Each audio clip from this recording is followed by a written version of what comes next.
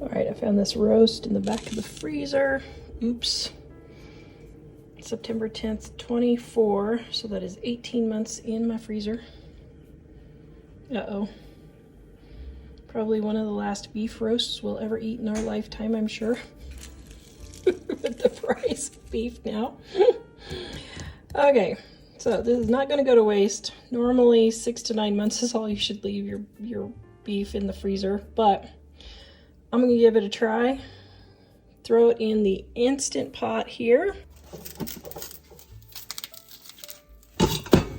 Oops.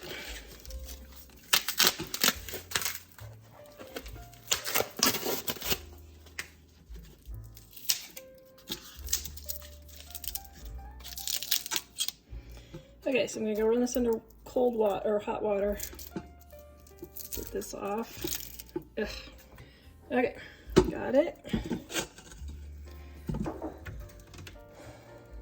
I am going to use some of Mike's fajita seasoning that he loves.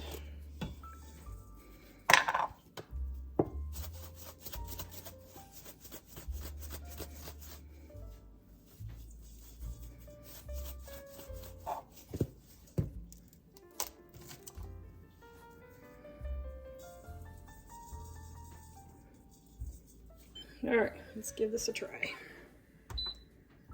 Otherwise, it'll be pancakes for dinner. This video is brought to you by our Dining on a Dime cookbook. We have quick and easy recipes your family will love to help you get in and out of the kitchen fast. Please visit us at livingonadime.com. It's 25% off now. All right, let's see if it's... Oh, yes.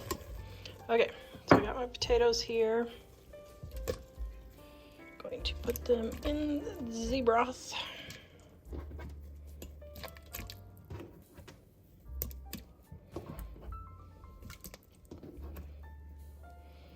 Okay, put the lid back on and cook it for another 8. Oh, wow.